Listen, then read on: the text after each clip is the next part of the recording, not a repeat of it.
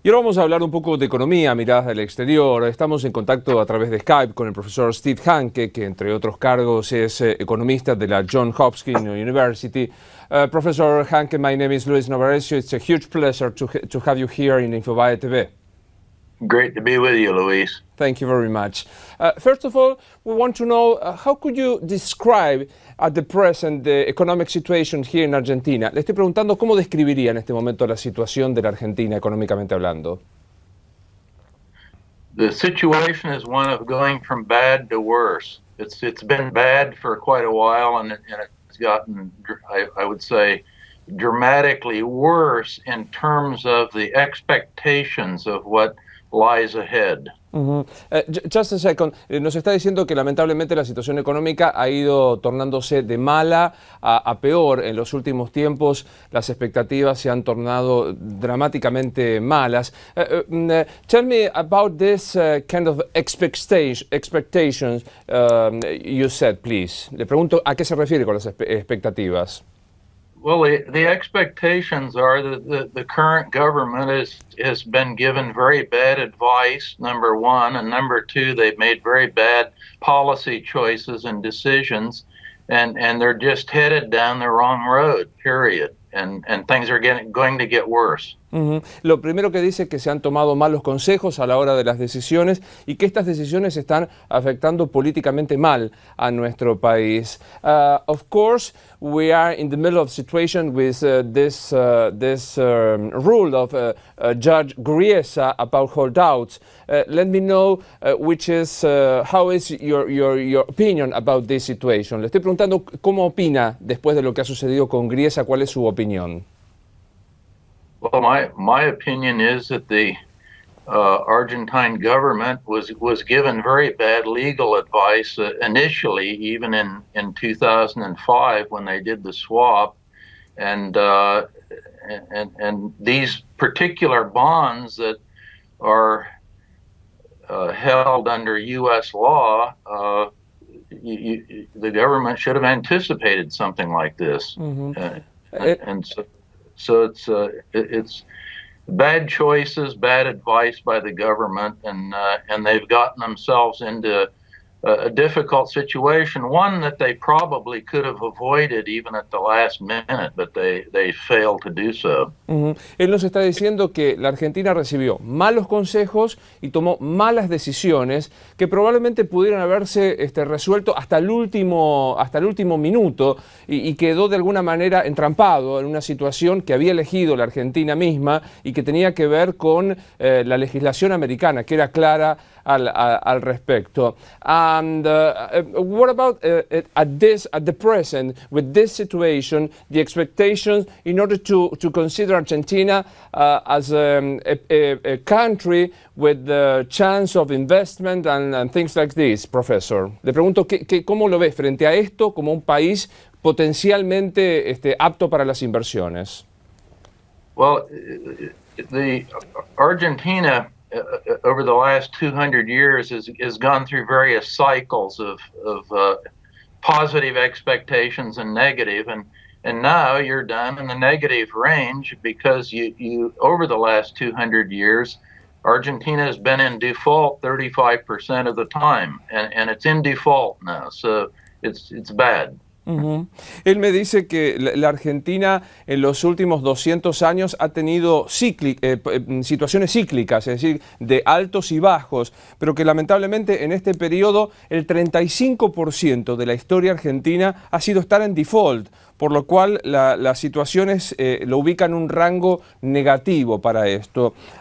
Profesor Hanke, yes, please. Follow up a little bit on the expectation thing. There are lots of little granular things that you pick up, and you can see the situation deteriorating by even reading reports of the theft and criminality around Rosario and the theft of grain going into the port. That's increased dramatically over the last year, and this is just one indication. Even public safety can't be guaranteed, and property rights, forget it. I mean, the current government doesn't believe in property rights. So it's an ideological thing. They have no respect for property whatsoever. Él dice que esto no es solo una cuestión económica, sino casi es una situación de confianza y de cuestiones ideológicas. Está mencionando no solo lo que tiene que ver con la economía, sino cuestiones de seguridad pública. Y menciona a la ciudad de Rosario, que ha trascendido en cuanto a la inseguridad que se está viendo así. Esto, digamos, es un gran conglomerado ideológico respecto de lo que está pasando en estas circunstancias. Professor Hanke, we read an article from you about the misery index around the world. Let me know about this kind of investigation, please. Le pregunto, él ha confeccionado un índice de la indigencia o de la pobreza mundial, de la miseria mundial. Le estoy preguntando que nos cuente un poco de esto. Well, the idea is to look at objective data that are collected on a uniform basis for as many countries around the world as you can.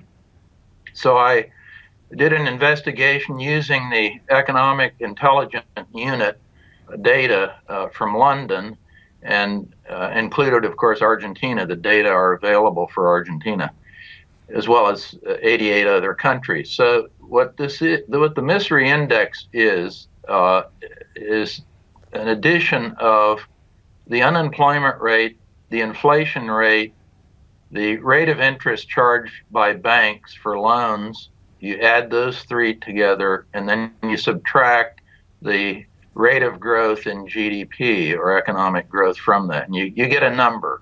And it's objective, and it simply reflects the state of the economy, how miserable it is. Él nos cuenta que este índice de miseria o de indigencia es un índice estandarizado que toma algunas variables muy particulares: el desempleo, la inflación, las tasas de credibilidad de riesgo bancario, y que esto estandarizado permite medir a distintos países alrededor de todo el mundo. And in this situation, how is Argentina and Venezuela? I think you study particularly the situation of Argentina and Venezuela about this misery index, right? Le estoy preguntando si él ha hecho un análisis muy particular de nuestro continente, especialmente de Venezuela y la Argentina. So, if you the most miserable country, the one with the worst score, is Venezuela by quite a bit. Then you have Iran, then you have Serbia, and then you have Argentina. Argentina is number 4, very very bad ranking. The worst is Venezuela, then Serbia, and then Argentina? No. Venezuela, Iran, Serbia, Iran. Argentina. Okay. Venezuela, Iran, Serbia, and Argentina. Yes, please. And my view, as I say, those rankings are just from the objective data reported on a uniform basis by the Economic Intelligence Unit. Now, in my case, I know additional information about Argentina, and that is I know that my estimate of the inflation rate is around 57 or 58%, which is much higher than the Economic Intelligence Unit. Claro. Bueno, allí nos está mostrando datos muy particulares sobre Venezuela y Argentina: 57-58% de inflación anual entre Venezuela, comparado Venezuela y la Argentina, y otros datos que él mencionaba en este ranking de indigencia, de pobreza, como el desempleo.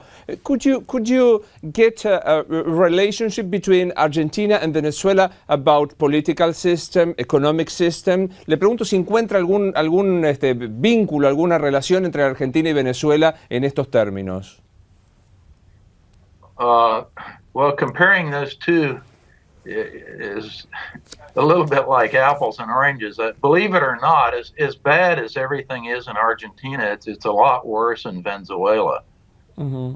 Claro, dice que Venezuela is very, very much closer to Cuba than Argentina. Argentina has at least some residual rationality and so forth, but Venezuela is really almost in a state of being ungovernable. Él dice que primero Venezuela y Argentina es como comparar naranjas con manzana. él dice que el régimen de Venezuela se acerca mucho más a Cuba que en la Argentina, y lo cito textualmente, hay un residuo de racionalidad todavía que le permite caracterizarla de otra manera. And what about the relationship between the economic situation and the popularity of President, for example, now Maduro o Cristina Fernández de Kirchner? Le pregunto si hay alguna vinculación entre la popularidad de los presidentes Maduro y Kirchner respecto de la situación económica. Maduro's popularity is declined from the first day he was in office, and President Kirchner's popularity is also declined recently. But I think the popularity of Maduro is a little bit higher than Kirchner, because he does have a pretty solid, hardcore voting bloc, shall we say, in Venezuela that's a little larger than Kirchner's in Argentina. Mm-hmm. But both are very unpopular and have I would say unreliable support. Claro. Él dice primero que los dos son impopulares. Ambos presidentes son impopulares. Y tanto el presidente Maduro desde el primer día ha ido en declinación, y en los últimos tiempos la presidente Kirchner también ha ido perdiendo popularidad a medida que ha ido avanzando este proceso económico. Now, at this moment, Professor, here in Argentina we are in the middle of an argument about price controls. I mean, there is a specific system in order to control the inflation with top prices in different products. What do you think about this system? Le estoy preguntando, no le menciono precios cuidados porque no va a conocer la terminología, pero ¿qué piensa de los sistemas de precios controlados? Well, I think it's absolutely the stupidest possible policy you could have. To control inflation, you have to control the money supply, not arbitrarily control prices. So the price controls essentially create one thing for sure, and that's a lot of shortages of goods and services that are controlled.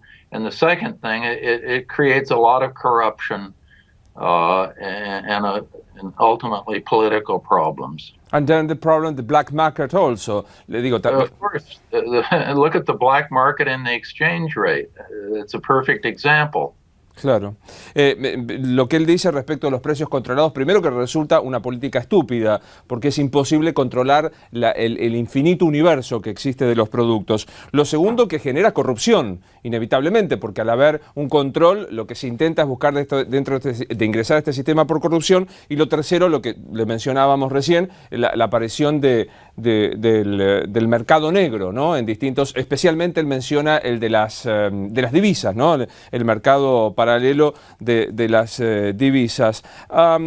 Professor Hanke, do you find some other I don't know things in Argentina and Venezuela you can think about a political system? Because the president here in Argentina, she always says that the war is against us. I mean, the capitalism is against Argentina. Le estoy preguntando si a partir de esto que está viendo en Venezuela y Argentina encuentra una relación que la lleva a la presidenta a hablar de el mundo está en contra de la Argentina. Well, this is a rhetorical trick, of course, used by any government that gets in trouble. They always point the finger at someone else as being the cause, and particularly foreigners. The biggest enemy of the people in Argentina right now is the government of Argentina. It isn't these vulture hedge funds and greedy capitalists or any of these things that are listed off by the president. The problem is the government of Argentina that's overseen by the president of the republic. That's the problem. Who puts the price controls in? Who defaults on the debt? Who does not provide public safety so that you have the thieves and gangs around Rosario holding up grain shipments and disrupting agricultural activity? I mean, the most important export they have in Argentina is agriculture, and the president of the republic's been in a war against agriculture ever since she's been in office. Él dice que esta expresión de hay un capitalismo en contra de la Argentina es un truco retórico, que no tiene sentido pensar que hay un capitalismo malvado en contra de nuestro país, que la responsabilidad es propia del presidente, y da algunos ejemplos. ¿Quién es el autor del control de precios? ¿Quién es el control del default? ¿Quién es el control de la ausencia de seguridad pública?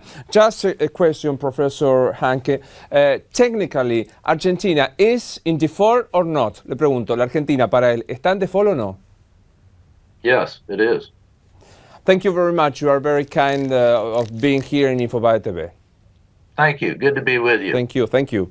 Well, él dice que sí, por supuesto que para él Argentina está en default. Era el profesor Steve Hanke de la Universidad de Baltimore, allí en la Johns Hopkins, a propósito de la situación económica. Así seguimos.